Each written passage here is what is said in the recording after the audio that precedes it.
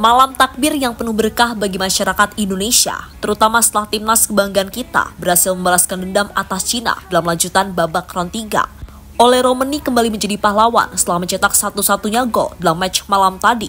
Namun bukan hanya Ole, para penggol Garuda lainnya juga tampil sangat solid dan mengesankan.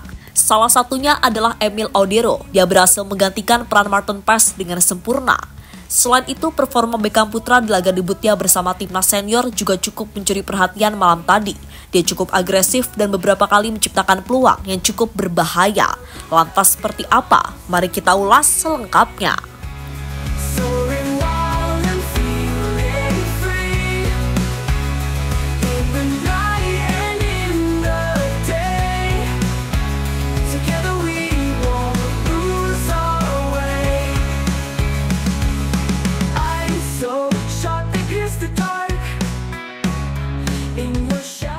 Masyarakat Indonesia menyambut Idul Adha tahun ini dengan full senyum.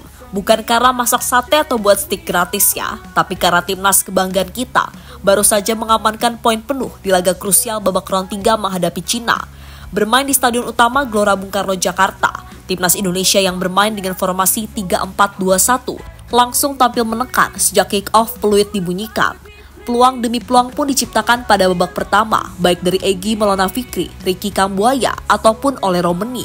Sebelum pada penghujung babak pertama, Ricky Kambuaya dilanggar di dalam kotak penalti, dan Ole Romeni berhasil mengeksekusi tendangan penalti tersebut dengan sempurna. Indonesia pun unggul 1-0 hingga babak pertama usai.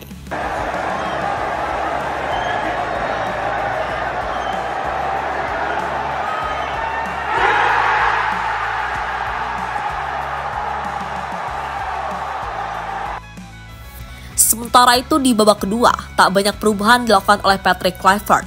Mereka menggunakan formasi dan pemain yang sama.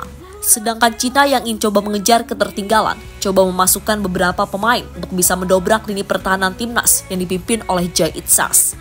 Hasilnya pun masih sama, Cina kesulitan menembus kokohnya dinding yang dibangun oleh timnas Indonesia.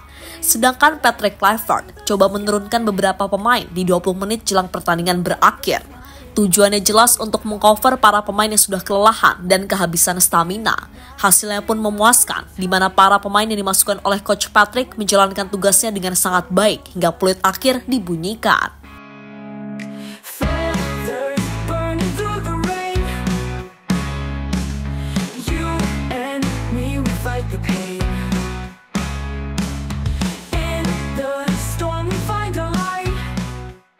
Emil Audero buat double save krusial. Absennya Martin Paes dalam laga versus Cina memang cukup disayangkan oleh sebagian fans Indonesia. Karena seperti kita tahu, sejak Martin Paes join ke skuad Garuda, kualitasnya sudah cukup dipercaya oleh sebagian masyarakat Indonesia. Namun beruntungnya, berkat kerja keras dari Pak Erick Thohir, kita punya pelapis yang punya kualitas padan, macam Emil Audero. Kiper yang musim ini membela Palermo di Serie B itu baru saja menjalani laga debutnya bersama timnas Indonesia. Hasilnya pun bisa kita lihat sendiri, dia sangat tenang dan menunjukkan kualitasnya sebagai salah satu kiper top Eropa. Dan malam tadi Emil tampil memuaskan dengan melakukan save-save yang cukup krusial bagi timnas Indonesia.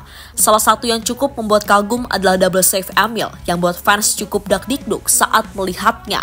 Secara defensif di awal babak kedua, tendangan penjuru dari Wang sangat berbahaya. Emil Audero keluar untuk mengamankan situasi. Peluang berikutnya dia luar biasa Emil. Semangat Beckham Putra mencuri perhatian Tom Hye.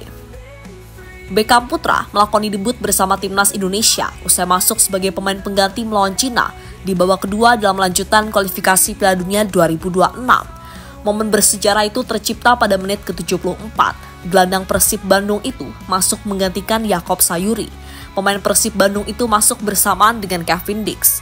Dix masuk menggantikan Tom Hye yang jadi jenderal lapangan tengah tim Garuda. Masuknya Beckham Putra sendiri cukup membawa angin segar di lini tengah timnas Garuda. Dia menunjukkan semangat juang luar biasa, cukup tenang saat membawa bola, serta beberapa kali menciptakan peluang-peluang berbahaya. Performa Beckham Putra di laga debutnya bersama timnas senior cukup mencuri perhatian, termasuk dari Tom Hye sendiri.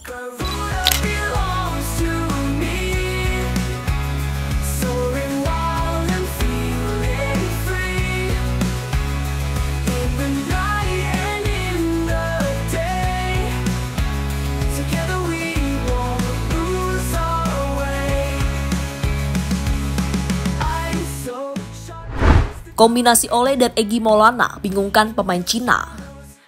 Penampilan Egy musim ini memang makin matang di BRI Liga 1 bersama Dewa United. Bahkan Egy Maulana sudah mampu melampaui catatannya musim lalu dengan 8 gol dari 30 laga.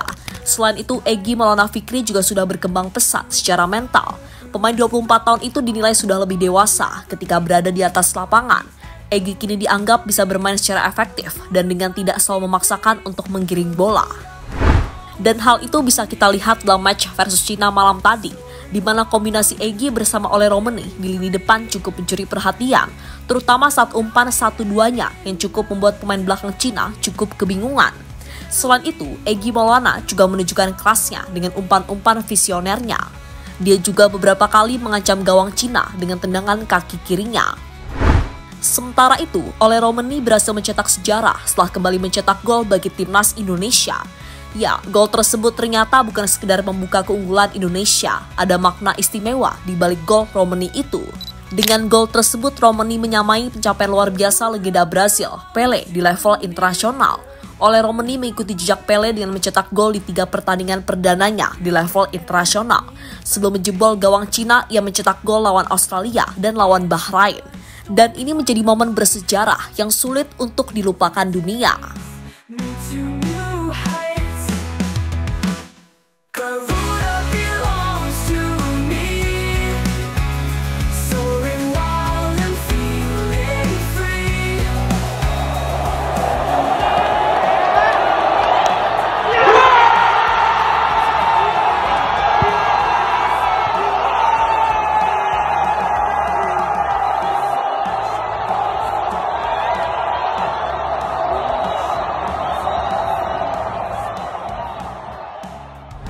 Jadi sorotan media Belanda. Sementara itu, kemenangan atas Cina membuat peluang Indonesia untuk amankan peringkat 3 atau 4 semakin terbuka lebar. Kini Indonesia berada di peringkat ketiga dengan koleksi 13 poin dari 9 pertandingan. Dan dengan kemenangan tersebut, nama Indonesia makin mendapatkan sorotan dunia. Salah satunya dari media asal Belanda, Football Premier, yang akhir-akhir ini selalu menyoroti perkembangan pesat timnas Indonesia. Selain Football Premier, akun Instagram OneFootball juga cukup terkesan dengan tifo yang dibentangkan oleh fans Garuda di Stadion Gelora Bung Karno, Jakarta. Dan akun sepak bola terbesar di dunia, 433, langsung memposting kemenangan Indonesia atas Cina dengan menempatkannya di halaman paling depan.